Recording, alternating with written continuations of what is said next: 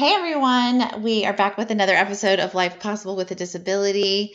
If you're watching it on YouTube, I would appreciate you liking it. And if you listen on Spotify or Apple Music or another platform, I would love for you to like and share it if you're enjoying the content. Super excited today. I have a new friend of mine, and she's a customer of New Motion. Her name is Chelsie Nitschke. I only had to say that like 5 times to make sure I got it right. Um, let's see. And I saw her for the first time at the Fashion is for Everybody fashion show in Nashville, Tennessee.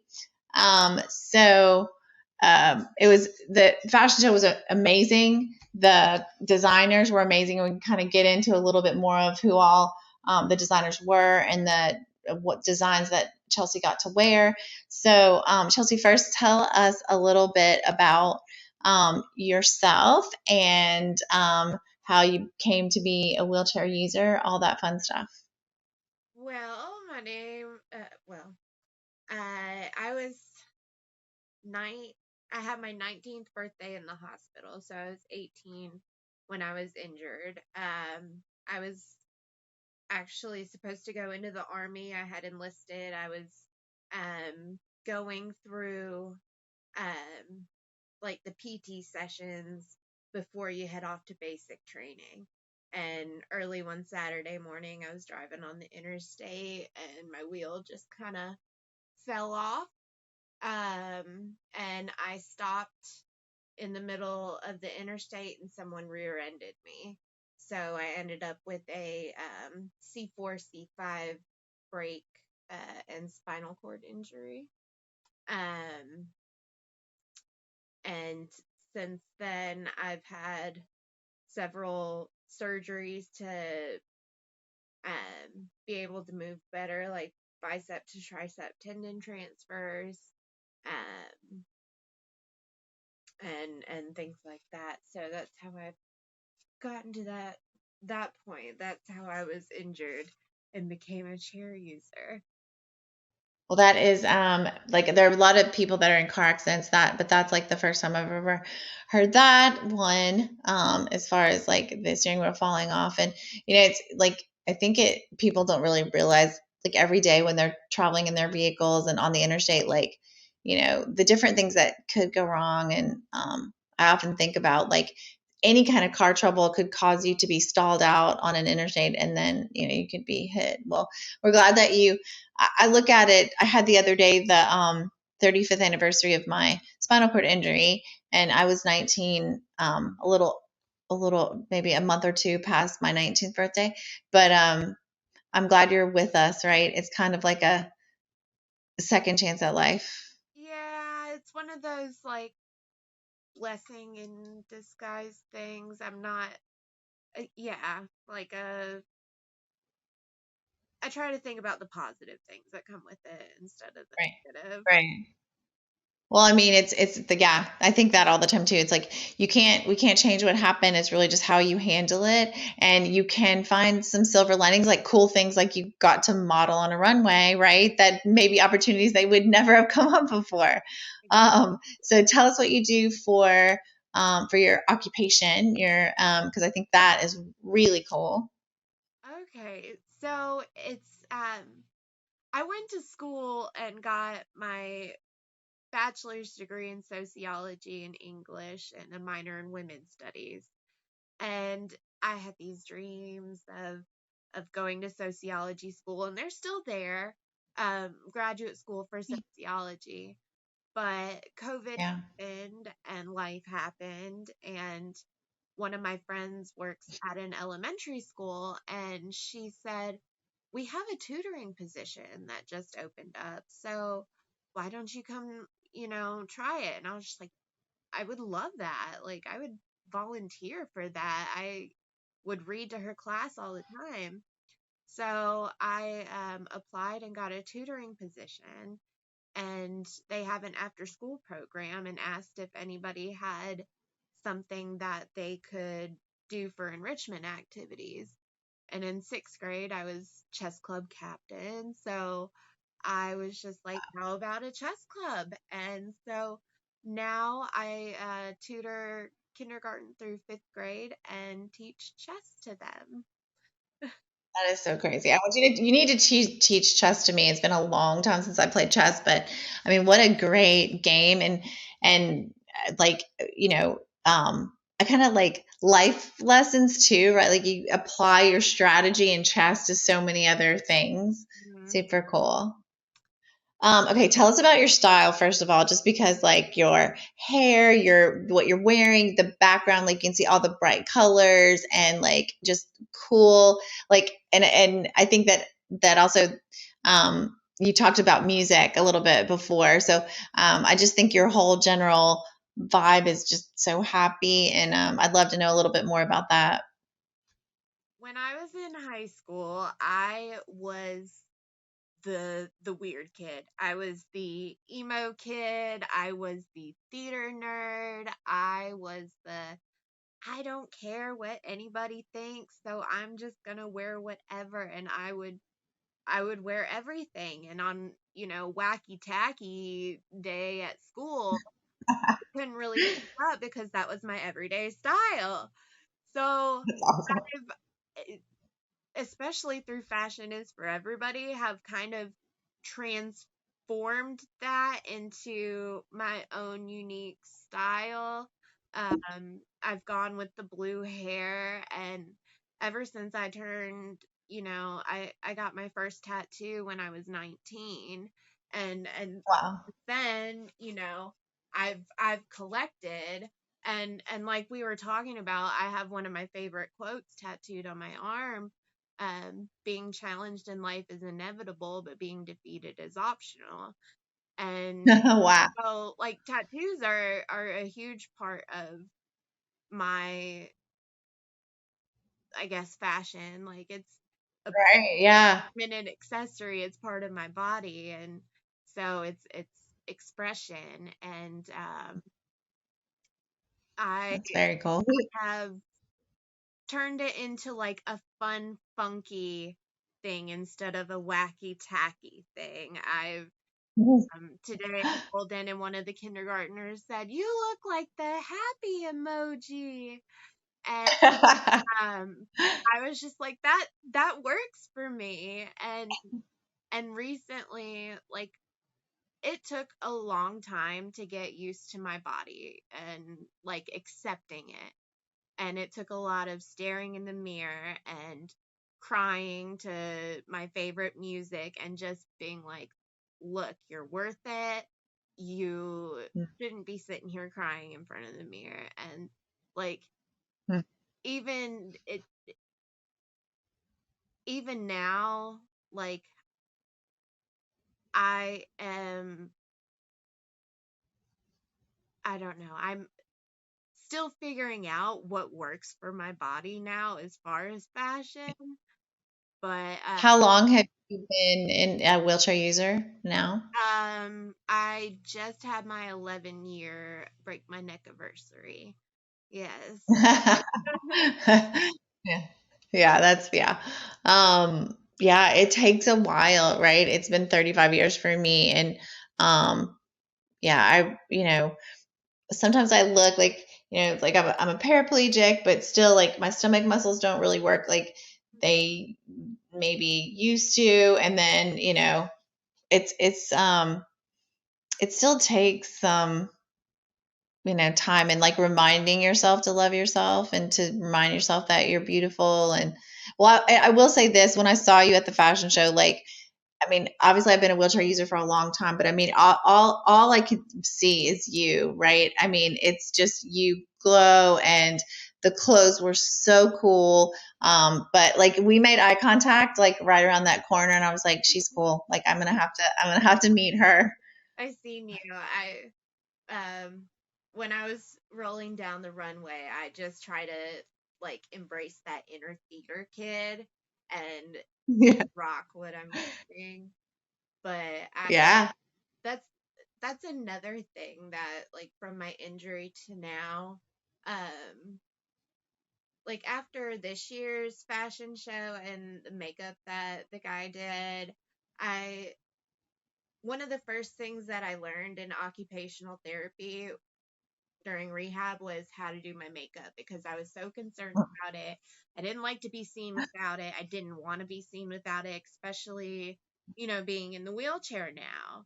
So, Right. Yeah. and then after all of the crying and stuff, I did several years where, like, I just got used to my face and comfortable with who I was. So I didn't wear any makeup. And, um, the past couple weeks, I've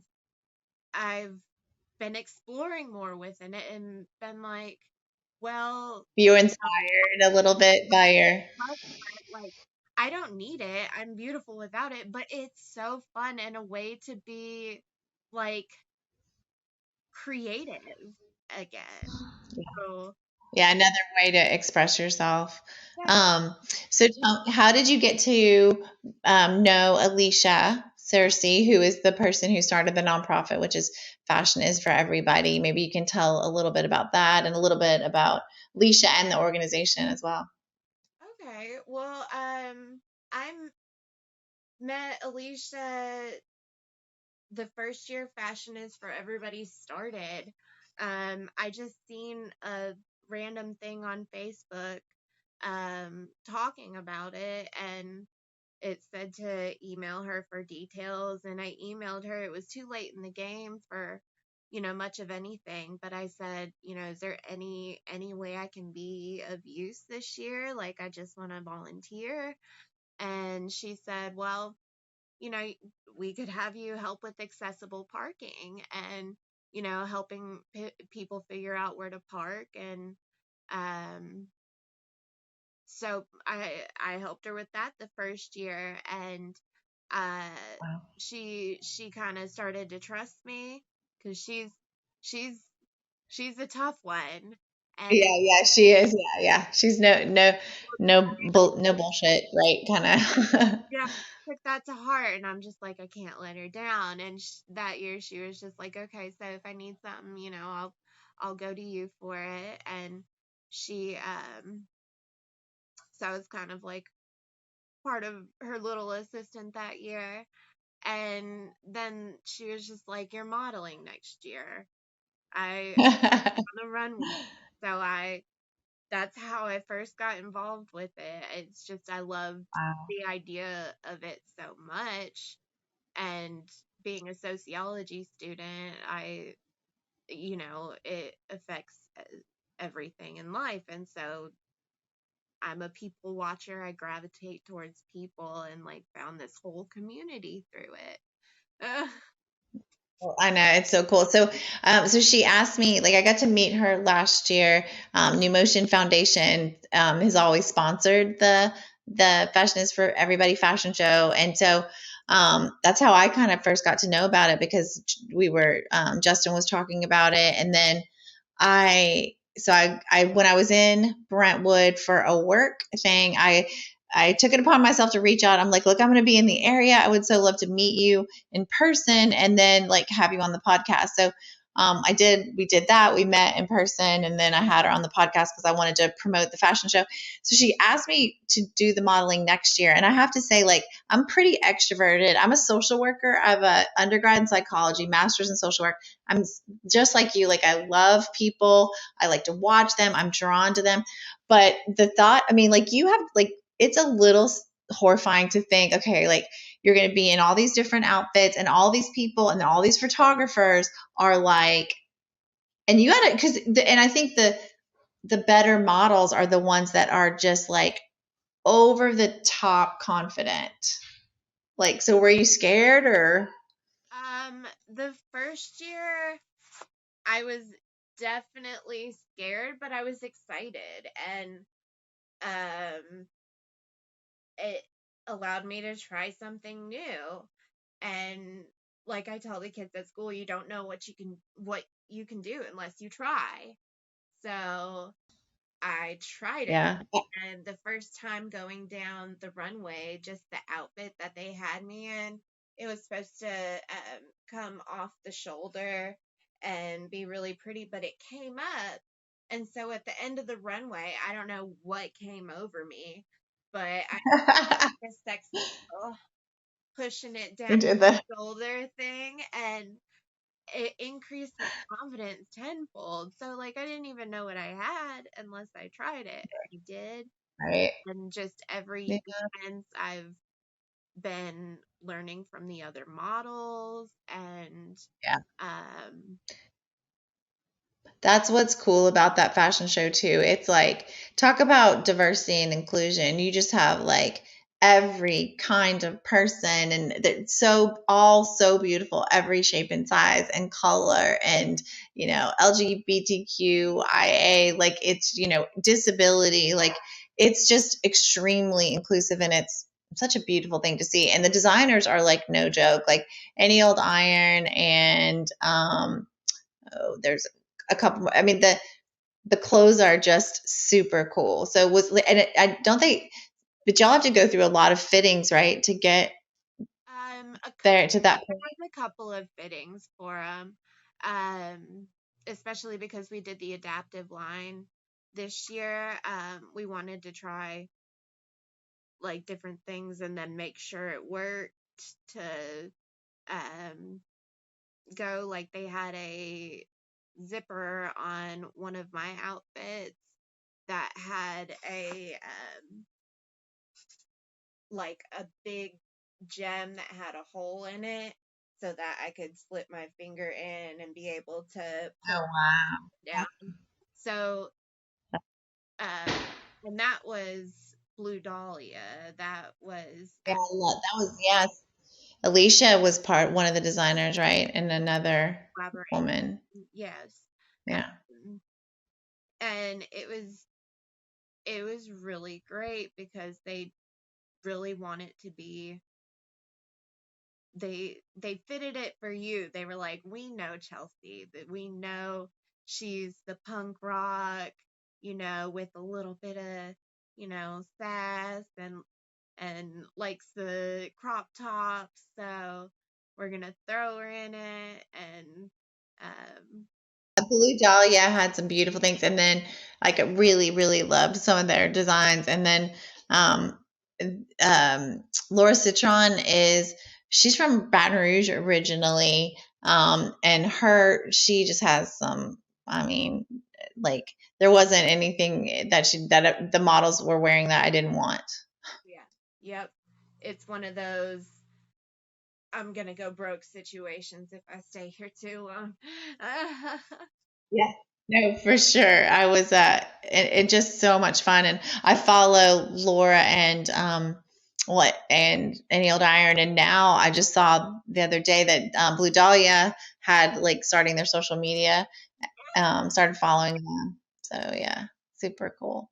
Um, yeah, so and then the other thing too, like you said, is like so you talked about trying new things, whether you're an able-bodied person or a person who uses a wheelchair, but I remember my first podcast was about my skydiving, jumping out of an airplane, and I mean, I feel like if I can jump out of an airplane, I can like model some clothes, right, Chelsea? Oh yeah, it's on my bucket They're list. I've modeled, and skydiving's on my bucket list. So yours just has to be flop. That's right. Well, I can recommend where to go. It's like outside of Atlanta. I know there's a lot of places, but it was the one near Shepherd Center. And so this guy, and we talk about it like it's when someone else who's had a disability has done something and it makes you feel brave, right? Like, okay, they can do it, I can do it. And a previous coworker of mine, Warren Cleary, he got paralyzed skydiving actually, but he started skydiving again almost right away. He was teaching skydiving at Shepherd Center and doing like a lot of their recreational kind of activities and that kind of thing.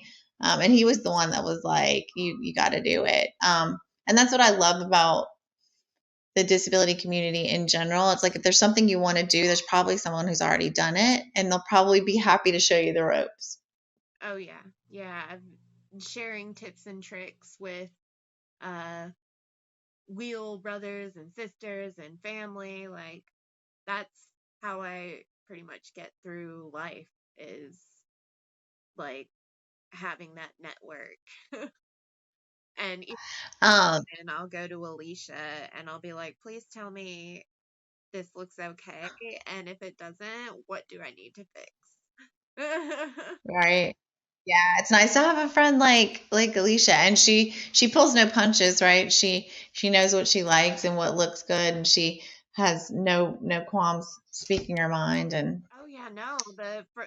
For the first fitting, because every year I go in with some kind of crazy bra, and she, this year I went in for my first fitting, and I've been like a free the nipple kind of person, and haven't been wearing a bra, and she's just like, your boobs are a disaster. We need to figure out how you are, and like I've now that I've found what size bra I am, I have not worn yeah, a sports bra except for like once. And it makes a big difference how clothes look like, right? I mean, if you have like the right bra for the right dress and that kind of thing, like it can make a huge difference. And yeah, I mean, they're not always like fun to wear. Like I wear a lot of things that are like that. It's hot down here, so I wear a lot of strapless bras. Which by the end of the day, like I'm so like cannot wait to get it off. But it sometimes it really does matter what's underneath the dress, for sure. Well, I would love to share your social media, so I will attach that to the show notes after the fact. But if somebody wants to find you on social media, like Instagram, are you um, uh, happy? Are you okay to share that? I'm on Facebook. Okay.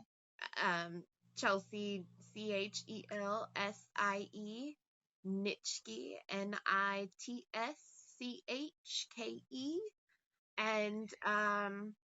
I've been trying to get more active in that, and Fashion is for Yeah. Everybody has really helped with that, as well as, confidence, like not being afraid to be me and say what I want to say. So, um, and I've been exploring a lot of my fashion on my Facebook and like sharing it. That's And, cool.